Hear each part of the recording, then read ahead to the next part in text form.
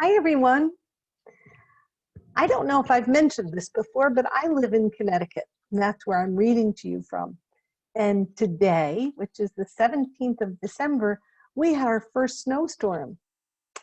And I have to say, I'm a little like a kid on snow days. I love it.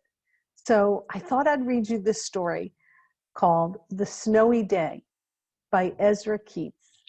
It's a classic, and I love it. Oh my gosh, doesn't that look like fun? The Snowy Day. I realize some of you might live places where there isn't snow, so maybe you can use your imaginations a little extra in this story. One winter morning, Peter woke up and looked out the window. Snow had fallen during the night. It covered everything as far as he could see. After breakfast, he put on his snowsuit and ran outside. The snow was piled up very high along the street to make a path for walking. Crunch, crunch, crunch, his feet sank into the snow. He walked with his toes pointing out like this. And then he walked with his toes pointing in like this. He made two different patterns there, didn't he? And another one. Then he dragged his feet slowly to make tracks. And he found something sticking out of the snow that made a new track. It was a stick that was just right for the smacking a snow-covered tree.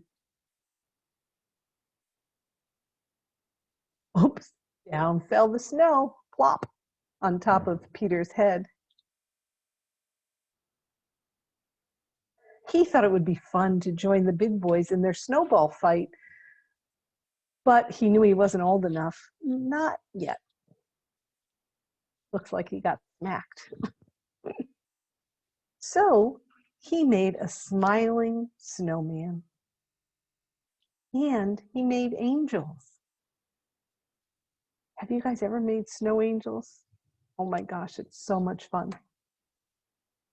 He pretended he was a mountain climber. He climbed up a great, big, tall, heaping mountain of snow. And then he slid all the way down.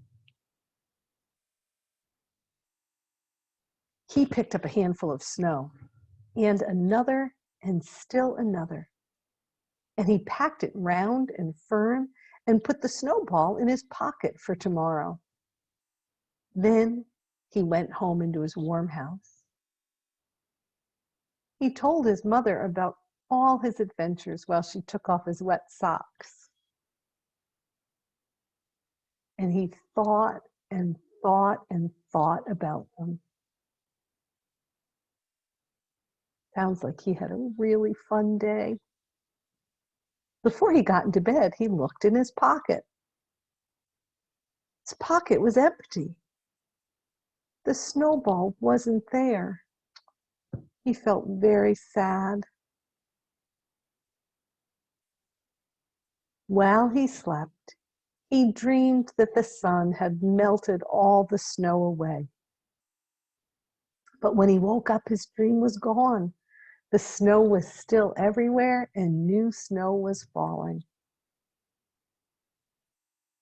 After breakfast, he called to his friend from across the hall, and they went out together into the deep, deep snow.